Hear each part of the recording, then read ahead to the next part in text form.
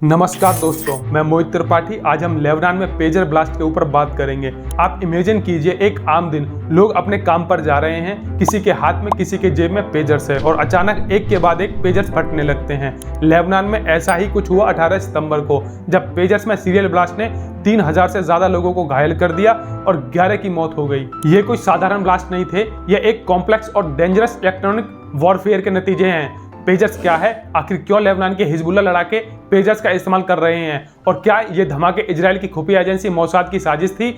आज जानेंगे इन सब के बारे में, तो वीडियो के अंत तक बने रहिएगा। पेजर एक छोटा सा डिवाइस होता है जिसे वायरलेस मैसेज भेजने और प्राप्त करने के लिए इस्तेमाल किया जाता है। 1950 में इसे पहली बार न्यूयॉर्क में इस्तेमाल किया गया था और 1980 के दशक तक इसका चलन पूरी दुनिया भर में हो गया। पेजर में ना जीपीएस होता है और ना ही इंटरनेट कनेक्शन, इसलिए इसे ट्रैक करना मुश्किल हो जाता है। खासकर हिजबुल्लाह जैसे संगठन इसे इसलिए इस्तेमाल करते हैं ताकि दुश्मन उन पर नजर न रख सके। पेजर में रेडियो वेव्स का इस्तेमाल होता है जिससे संदेश भेजे जाते हैं। इसे मोबाइल की तरह ट्रैक करना आसान नहीं होता, लेकिन हाल ही में इन पेजर्स ने खतरनाक रूप धारण कर लिया जब सीरियल ब्लास्ट ने हजारों लोगों को घायल कर दिया। चलिए अब जानते हैं हिजबुल्लाह पेजर्स को क्यों इस्तेमाल करना शुरू किया। 1966 में एक ऐसी घटना ने इस तकनीकों को और महत्वपूर्ण बना दिया जब इजराइल ने हमास के एक सदस्य याया अय्यास को एक मोबाइल फोन के जरिए मार गिराया। तब से हिजबुल्लाह और दूसरे संगठन मोबाइल की जगह पेजर का इस्तेमाल करने लगे। इजरायली खुफिया एजेंसियों की ओर से मोबाइल ट्रैकिंग और हमलों से बचने के लिए हिजबुल्लाह के लड़ाके पेजर का इस्तेमाल करते हैं। खासकर लेबनान में जैसे इलाकों में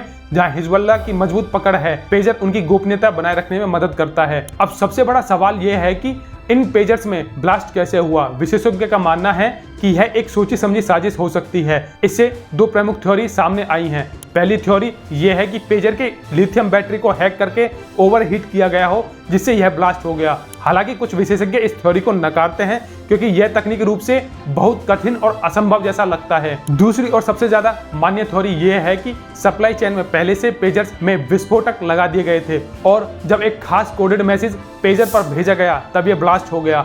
ऐसा अनुमान है कि इजराइल ने हिजबुल्लाह के खिलाफ एक नई इलेक्ट्रॉनिक वॉरफेयर स्ट्रेटजी के तहत ऐसा किया हो। अब ये भी जानते हैं इलेक्ट्रॉनिक वॉरफेयर क्या होता है, क्या इसका युद्ध में इस्तेमाल होता है। इलेक्ट्रॉनिक वॉरफेयर का मतलब होता है दुश्मन पर इलेक्ट्रोमैग्नेटिक सिग्नल्स के जरिए हमला करना। दूसरे विश्व युद्ध से ही इस तकनीक का इस्तेमाल होता आया है और अब यह और भी एडवांस हो चुकी है। रूस यूक्रेन के बीच युद्ध में भी इस तकनीक का खूब इस्तेमाल हुआ है, जहां मोबाइल सिग्नल और इलेक्ट्रोमैग्नेटिक वेव्स का उपयोग करके दुश्मन की लोकेशन ट्रैक की जाती है। लेबनान में हुए पेजर ब्लास्ट को भी इसी प्रकार के इलेक्ट्रॉनिक वॉरफेयर का इस्तेमाल माना जा रहा है। वहीं अब हिजबुल्लाह ने सीधे तौर पर इस हमले का जिम्मेदार इजराइल को ठहराया है। उन्होंने कहा कि इजराइल ने उनके सदस्यों को निशाना बनाकर पेजर्स में ब्लास्ट कराया है। इस हमले में 8 हिजबुल्लाह सदस्य और एक बच्ची की मौत हो चुकी है। घायलों में लेबनान में ईरानी राजदूत मोजतबा अमानी भी शामिल हैं, जिनकी एक आंख इस हमले में खराब हो गई है। इस घटना के बाद हिजबुल्लाह ने बदले की चेतावनी दी है और इजराइल के खिलाफ बड़ी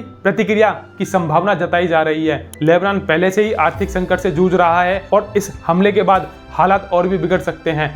अस्पताल में जगह की कमी के कारण घायलों का इलाज जमीन पर ही किया जा रहा है। इस हमले से लेबनान और इजराइल के बीच तनाव और बढ़ सकता है, जिससे भविष्य में और बड़े संकट की संभावना बन सकती है। ये पेजर ब्लास्ट सिर्फ एक चेतावनी है कि भविष्य के युद्ध कैसे लड़े जा सकते हैं। इलेक्ट्रॉनिक वॉरफेयर एक नई टेक्नोलॉजी के साथ सामने आ रही है जो बिना किसी पारंपरिक हथियार के दुश्मनों को चुपचाप खत्म कर सकती है। इस घटना के बाद पूरी दुनिया की नजरें लेबनान पर हैं। क्या यह हमला एक बड़े संघर्ष की शुरुआत है या एक चेतावनी? यह तो आने वाला समय ही बताएगा। अगर आपको हमारी ये जानकारी महत्वपूर्ण लगी हो तो चैनल को सब्सक्राइब करें और अपनी राय कमेंट्स में जरूर बताएं।